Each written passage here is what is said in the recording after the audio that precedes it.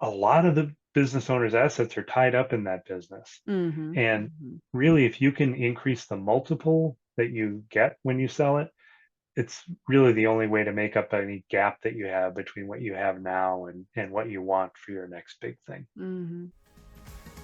Well, hello, my friend. Welcome back to another episode of the Chaos to Peace podcast, where I talk about how clutter is so much more than you think.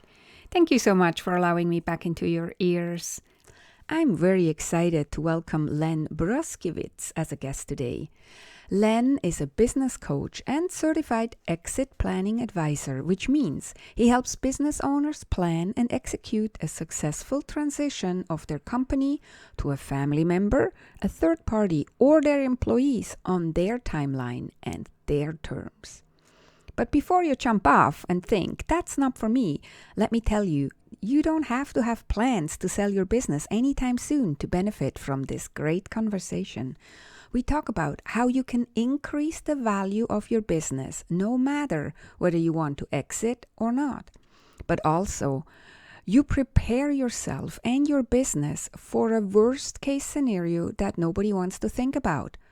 What if you have an accident or get seriously sick and can't run your business anymore for a while or maybe forever? What Len and I talk about here is how to prepare your business to exit, but the benefits of doing so, like for example the increased value of your business, will bring you more peace while you're still running it. Okay, without further ado, let's jump into this awesome conversation.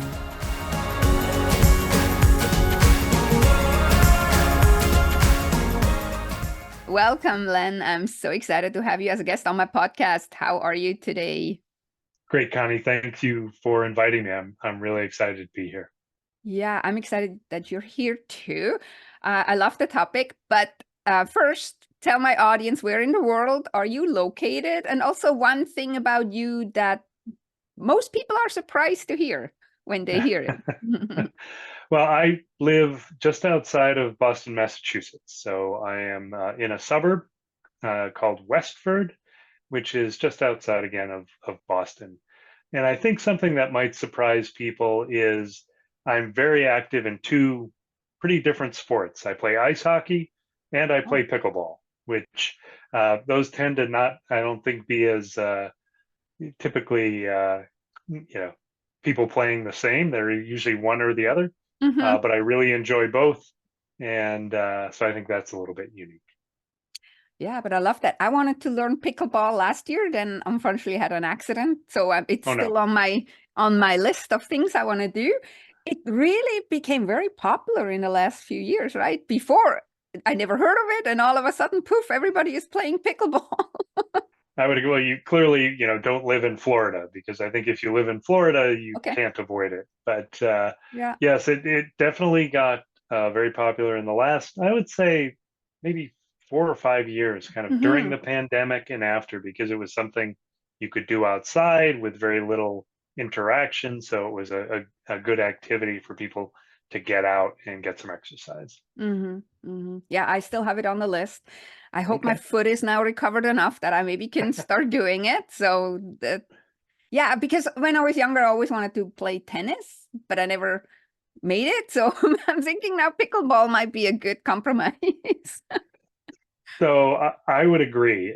Pickleball is much easier to pick Yeah. up, and it's much easier to get decent at. Uh, Mm. one of the challenges of tennis is that the serve is such an important part of the game, and it's hard to learn. Whereas in pickleball, the serve is pretty much just the way to get the point started. So it is Hmm. much easier to get to a level where you can play, Hmm. uh, much faster than equivalent in tennis. Yeah. Yeah. I really have to get on it. The local rec center offers a beginner's course, so I just have to get on it. Go do it. Yeah, It's I fun. will. I will. You can check in on me and I will do it. I will do that. Yeah. So we don't want to talk about pickleball the whole time, No. although that might be interesting for people. I had a lot of them, they never heard of pickleball. So now here we are, pickleball. No, what we want to talk about is exit strategies for the business, right?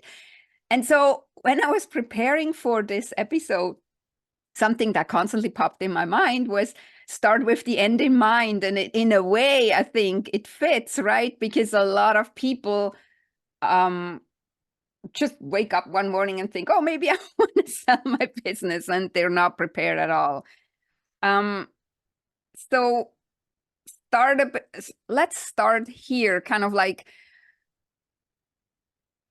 how when somebody hears that you're helping other entrepreneurs exit their business, they might be surprised, but what is the most common question you get when they hear what you're doing? I think the most common question I get asked about exit planning is, how long is it going to take before I can sell my company? And Oh, okay. that's a worrying question to me, because to really do the process well usually takes 2 to 3 years. Yeah. And so because most businesses aren't really ready, and that's because they tend to focus on a lot of things, too many things, right? They need to simplify. But the biggest challenge they have is that most business owners are so closely identified with their business that they have a hard time thinking about separating themselves from it. So when I say 2 to 3 years, that is usually in some ways not what they want to hear, but in other ways it's reassuring that they have some time. And so that's a common question I get, is how long is it going to take? And then also, how complicated is it? Okay. Yeah, because so I had a client who wanted to exit, and exactly what you were saying, they were thinking they could do that in a few months. and usually that doesn't work that way. And that's why I had the thought, start with the end in mind. And I was meaning kind of like, even when you start the business, kind of think already, what is going to happen if I ever didn't want to do my business anymore, or couldn't do my business anymore for whatever reason, right? So starting early enough to prepare or to figure out what we're going to do with it. And I would think like a lot of people don't really think of an exit plan, just like a lot of people don't have a will in place or don't see the necessity of a will. Like they might say, oh, I'm only 35 or 40. I'm not going to die anytime soon, so I don't need to be ready. And it's a little similar with businesses, it seems. But you're the expert. You tell me. I would completely agree with you, and I think this is there's a little story I can tell about this, where people, and I'm going to age myself here, people in my age category, which is the 55 and up, are comprise about half of the U.S. small business owners. So over 50% of small business owners in the U.S. are age 55 and up. Yet they are the least prepared to transition out of their businesses, which is kind of shocking. You would think they would need to be the best because they're the closest. The younger generations, the 20 and 30 somethings, do exactly what you described. They have the exit in mind when they start, which is really smart. And because I think the younger generations just tend to have a shorter time frame of how long things are going to last. So they start to think about, okay, maybe I'll run this for 5 or 6 years and then I'll move on to something else. Whereas many of the people I'm talking about in my age category have been running their business for so long, they can't even think about an end to it. And some of it is what you described, right? They don't want to think about it. Sometimes I think about what I do is similar to life insurance. You know you need it, but you really don't want to think about it. Yeah. The good news here is that you can, with good exit planning, you can have a really great outcome as opposed to life insurance, which always ends up in a bad outcome. Yeah. You can have a great outcome by having a great exit plan in place and being Yes. able to sell your company for, Yes. much more than it's worth today. Yeah, I find that very interesting. But now when you're saying it, that the younger generation is actually better at it than the older generation, it almost makes sense, right? The way I grew up, and I'm in your age bracket that you're talking about. So how I grew up was like, only if you do something for a long time, it has actually real good value. Or you take a job and then you do that until you're retired. Like my grandfather took a job and then he was there, I don't know, 35 years or whatever, and until retired. If you have your own business, if you're starting your business and you're thinking of maybe not doing this in 5 years, then why even start? Because then you're not doing it properly. And that was kind of the mentality how I grew up, that everything has to be long terms to have substance. And now the younger generation grows up and learns that everything is short-lived or more short-lived, right? And we always think that is a bad thing, but I think when we are switching, then that is actually a good thing. So it's really surprising to hear in the first moment, and then it makes so much sense that they're better. I completely agree with you, and I have the same exact theory that you do, which is we modeled our parents and grandparents who typically went to school, got a job, worked that job until they retired or died, right? Our generation, I'll say my generation, didn't quite have that. We had major recessions. We had there was no longer this long-term loyalty between employee and company. And our kids generation saw us and said, I don't believe it. I don't believe that I'm going to be any place for a long time. So I'm just going to have a shorter time horizon. And again, I think it's great. The other corollary to that is, even if you are in the older generation, just having an exit plan doesn't mean you have to get out of your business in 3 or 5 years. It means that your business is always ready to transition. Yeah. Something better comes along, something you want to do, something you have more passion for, it's ready, as opposed to now the clock starts and I have to wait 2 or 3 years. Yeah. Yeah. And I wanted to come to that point later, why it's so beneficial to be ready. But I want to touch on something real quick that you said earlier. You said a lot of business owners are so, I don't think you said married, but they're so attached to their business, and they're so, and I hear some people saying, oh, this is my baby. I grew this like from little. And so it's probably not the best prerequisite to sell a business when you think about your business this way, right? So what would you advise how to help us or business owners that think that way to start like kind of separating us a little bit? Maybe there is a analogy to letting kids fly out of the nest or something. I don't know. It's a little different, but I'll give you two ideas that are really crucial to getting independence from your business. The first is, you need to have a plan of what you want to do after.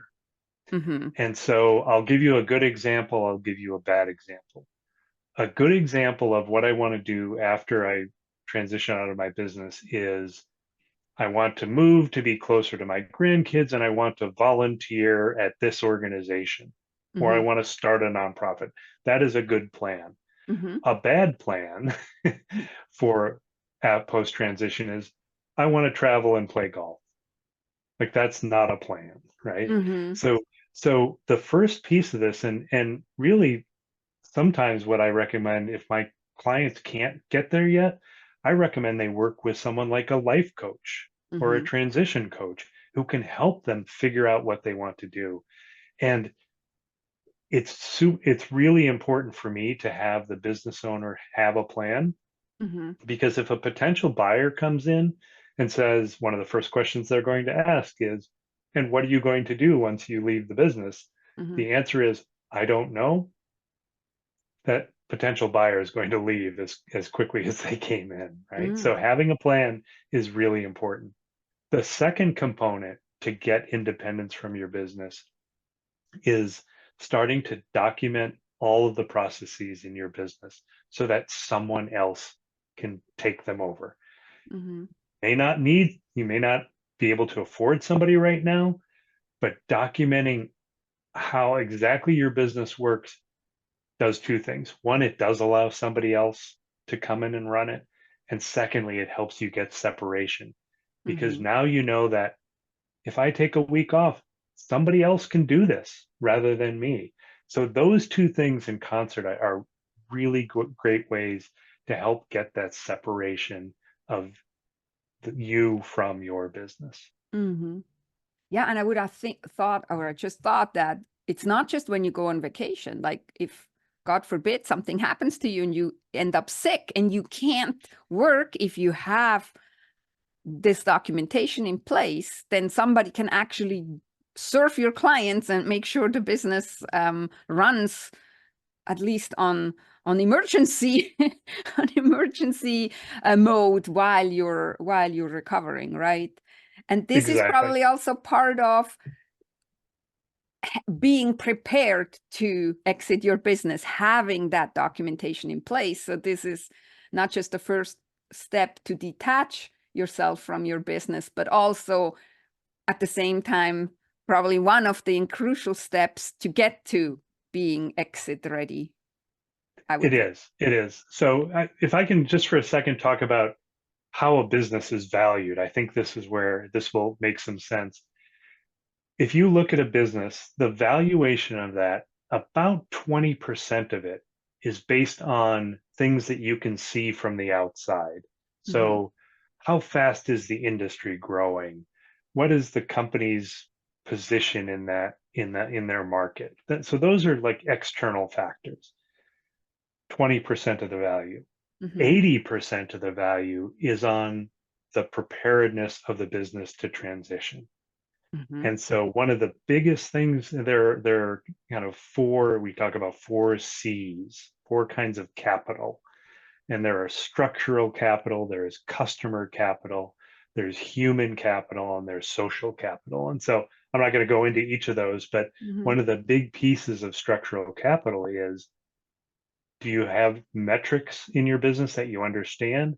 And are your processes documented? Because again, think about it, in a smaller company, right? 10 or less employees, if you're looking as the owner to sell that business, but everything needed to run the business is up here in your head, Mm-hmm. what is somebody buying? Yeah. Once you walk out the door, the whole business is gone. So it's documenting everything serves multiple purposes, but it is one of the biggest factors in how a business ultimately gets valued. Mm. Yeah, I read that on your website. I think you said there 80% is intangible assets.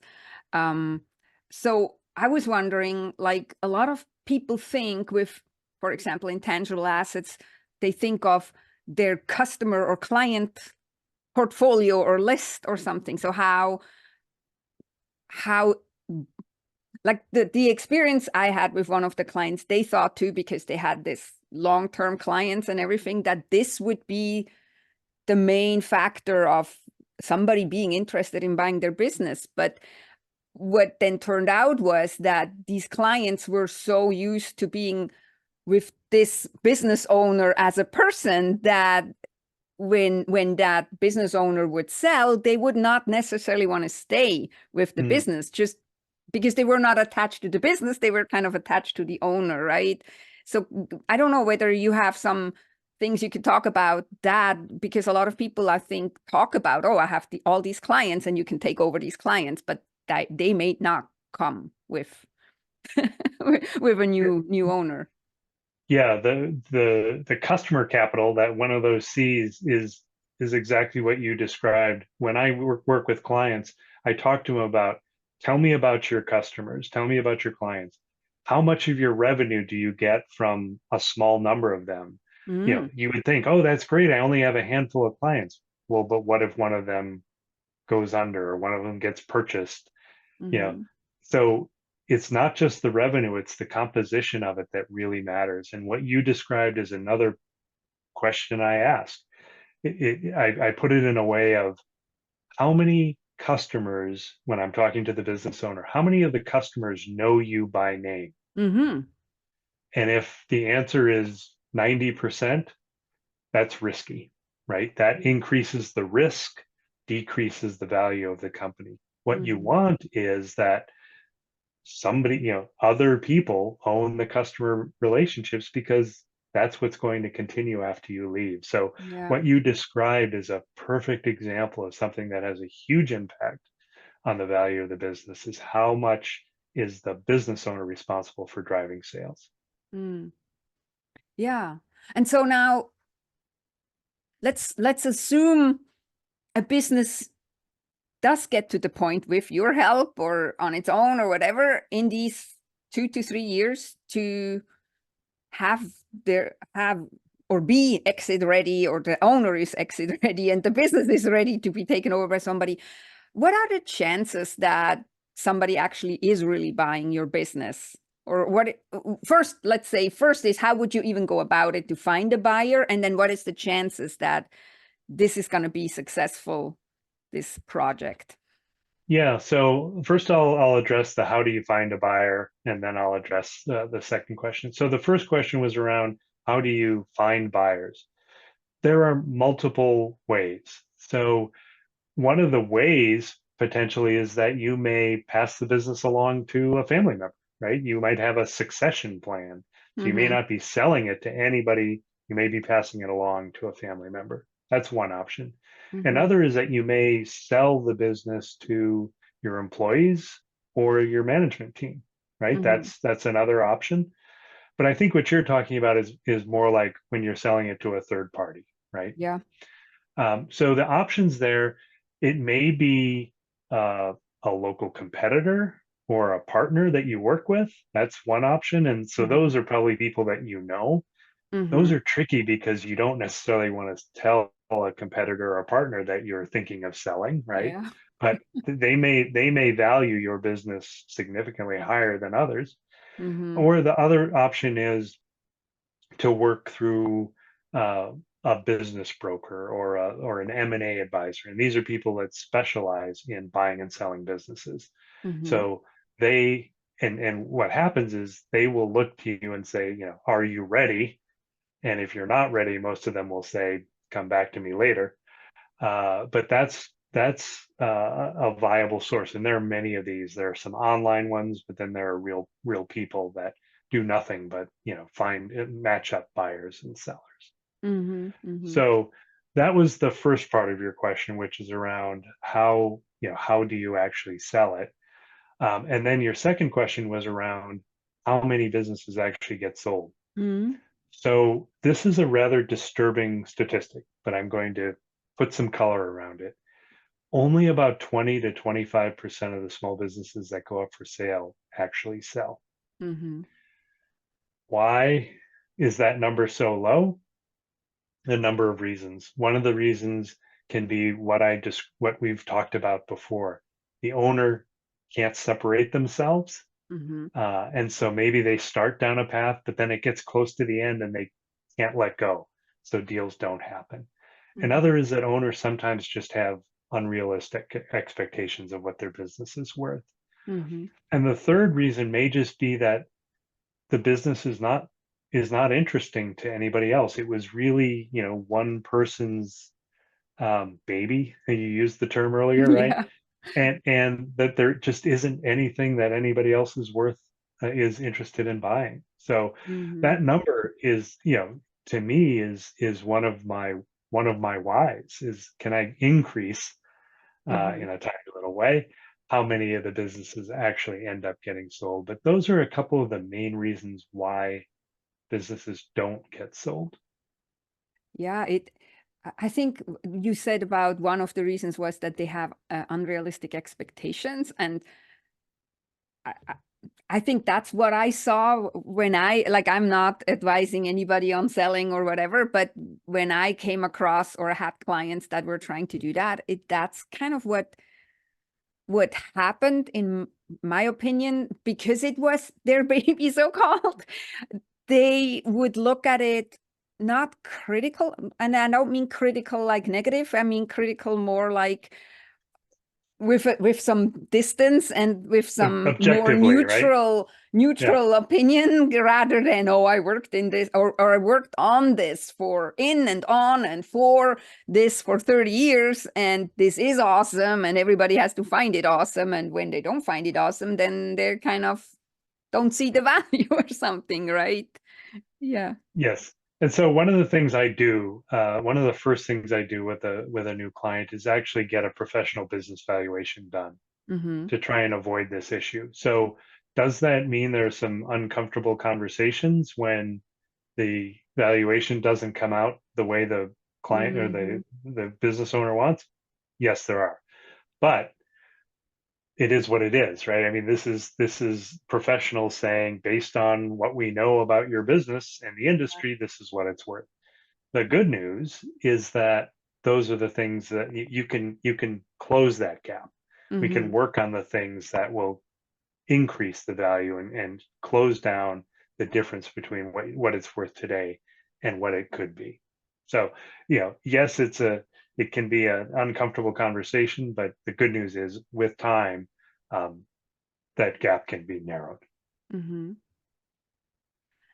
And so from like your experience, so you help clients creating an exit plan or exiting their business.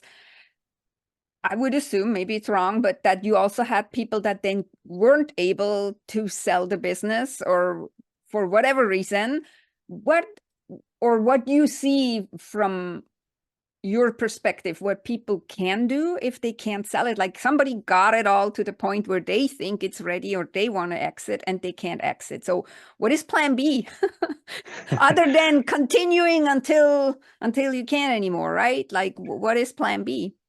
Yeah, plan B, if you get to a point where your business is ready and can't sell, is actually happens more often than you'd expect, but it has a positive outcome, not a negative one. One of the things that happens when I work with clients is, and this really gets back to the core of your messaging, is to simplify, right? Mm-hmm. One of the first things I talk about is, let's look at all the things you do and what are the things that you're doing that aren't adding value to your business. Yeah. And just as an example, you can have a customer that you've had for a long time, but you're losing money on them and Mm-hmm. they cause you stress, but because they're one of your first customers, you stay with them. Get rid of those customers, right? Simplify. Yeah. Focus. So what I help clients do is really focus on the things that they are exceptionally good at Mm-hmm. and get rid of the things. Again, it gets to your messaging of decluttering, right? Yeah. And Declutter what tends clients. I talk about declutter, that yes, too. yes. And what can end up happening, so this is the rainbow at the end, is that a lot of times when business owners stop doing a bunch of things that aren't adding value, they find that they actually enjoy running their business again. Mm-hmm. And so that even if they can't sell it now, they're in a much better place. Mm-hmm. They don't have to work as much. They're making more money. Mm-hmm. And again, they are ready so that when that time comes, Mm-hmm. if again they can turn it over to employees, to family, to a third party. But that's the best result, is that it's always ready. And you're right, Mm-hmm. maybe they do want to retire, and then if there are assets, then you can find somebody to buy it. But again, what I think the better scenario is, they find, gee, I don't mind running this as much as I used to two Yeah. years ago when it was a mess. Yeah, yeah. Yeah, that reminds me of like I used to watch all these shows where some design team would come in and get their house ready for selling, and then there was sometimes the situation where then the people said, "Oh, well, now we don't want to sell it because now we love it," right? Exactly. And what did they do? They also decluttered the whole house, made it fresh, rearranged some stuff, and made it ready to sell, right? And you don't sell a cluttered house most likely unless you're in an area where like housing is really like hotcakes. But usually you make it ready, and then all of a sudden you yourself actually like it again, and then you don't want to sell. So that's really funny that that happens in businesses too. And I think this is one of the positive things that I alluded to in the beginning, that actually it's nice to be always exit ready, because it's probably, I would call it decluttered, you would call it simplified, the business. You have your processes all documented, everything could run without you if it needed to be, and that is a nicer place to work from, rather than just running around trying to put fires out everywhere because you're just doing everything from the hip or whatever you want to call it, right? That's a great summary of the value of exit planning. And the one other one I'll add is, you know, if something bad does happen, right? We talk about 5 Ds that cause about 50% of the business transitions. The 5 Ds are death, disability, divorce, distress, and disagreement between partners. So those 5 Ds cause involuntary transitions. And if you have a plan, those things are still going to happen. But at least now somebody else can come in and take care of things. Without a plan, it can be really traumatic. And what's painful to me when I see it happen is it's not just traumatic to the business owner, it's traumatic to the family, the customers, the vendors, the employees, and the community, right? Most small businesses are highly embedded in their communities. And without that plan, if the whole thing falls apart, it has a negative impact on their community as well. Yeah. Yeah, you're totally right. It's actually, as a business owner, especially I think too, if you have employees, it's your responsibility to have this exit plan in place for your employees, because that's their livelihood too, and then their family and their children, and it's like a ripple effect that goes out. So yeah. Yes, I agree. And that's why, I think it's really important to have a plan in place. And hopefully, again, it's that you get to that point where you're ready and, you choose the transition on your timeline and on your terms. But again, if one of those 5 Ds does happen, at least there's some structure to keep the thing together. Yeah. Totally. So I know you talked a little bit about it already, but if you would say it in one tip, what is the one thing that people should take away from this episode and go do in their business? Like if somebody listens and says, oh my gosh, I don't have any exit plan, what would you say is the one thing that you take away now and go do? It's hard to come up with one, Yeah, but I will. I know, but we don't want It's to okay. overwhelm them, so let's give them one. Okay. For a business owner who doesn't have an exit plan in place, the first thing I would do is to start to document your processes. It will be hugely advantageous to you to know that the things that make your business run are all, written down or in video format. A lot of people are doing videos now to document their business processes. That would be the first thing I would do. And what I would do is set a goal to have 2 or 3, maybe 5 of your processes documented in the next, say, 90 days. Give yourself a goal, get a couple of those things written down, and I think you'll find that accomplishing those will then give you the confidence to move on. Yeah. And so that would be my one tip, is start documenting your processes.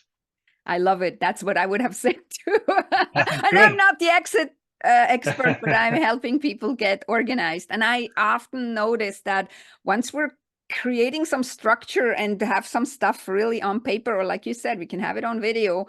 When we have this down, this also all of a sudden gives these people a little bit more peace. And I talk a lot about peace, but it's less stressful because, it's written down somewhere. If for some reason you have to hand it over to somebody, there is a process written down. It brings a lot of peace. So I love your tip. So now we talked a lot about you and how you're helping your clients. So tell us a little bit, where can somebody find you if they wanted to work with you, if they wanted to start getting their business exit ready? Where can they go, Len? Yeah, the best place would be to go to my website, which is greaterheightscoaching.com. And I have a fair bit of information on there about the process. The thing I would recommend business owners do, if they just want a quick idea of what their business might be worth and the kinds of things that are depressing the value of their business or increasing the value of business, I have a little business valuation calculator at the Mm. top right of my website. It's free. It takes about 10 minutes to go through. That's what I would recommend, just to get a decent sense of what you need to work on, and what the value of your company is today in a real rough sense. Mhm. Oh, that's awesome. Yeah. So we will put the link in the show notes so people can just click on it. And then I really suggest that we all think a little bit about it because it's not just us that it's our responsibility for, like you said, for the family, for the employees, for the clients, that we do have some kind of a plan in place. So before we wrap up, Len, did I not ask you something that you think needs to be said? Or do you have any other tips that you feel like needed to be said before we wrap this up? Yeah, I think it's going to be a reiteration of what we talked about earlier, and that is exit strategy equals business strategy. It's not separate. Hmm. Exit strategy doesn't have a point in time when it ends. It's that you get to a place where you're always ready, and it's a huge stress reliever for Hmm. business owners when they have that plan in place. And the added benefit is that the value of your company can be significantly higher once you kind of get ready and have that plan in place. So Yeah. And that should those are motivate my final words. motivate everybody the It higher should. value of the business, right? Exactly. And because, if you think about somebody's personal plans, right, their assets, a lot of the business owner's assets are tied up in that business. Hmm. And Hmm. really, if you can increase the multiple that you get when you sell it, it's really the only way to make up any gap that you have between what you have now and what you want for your next big thing. Hmm. So true. Well, and thanks so much for your time and sharing your knowledge and wisdom with us. I really hope that people take it to heart and do something, because as I always say here on my podcast, we want to go from chaos to peace, and that brings definitely a lot of more peace into your life and into your business. Thanks so much for your time, Len. Great. Thank you, Connie.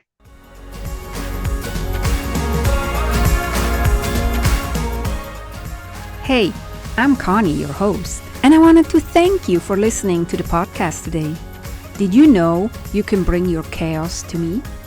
If you struggle with chaos in your office, on your desk, in your files and finances, use the link in the show notes and sign up for a complimentary 30 minutes Chaos to Peace Jumpstart call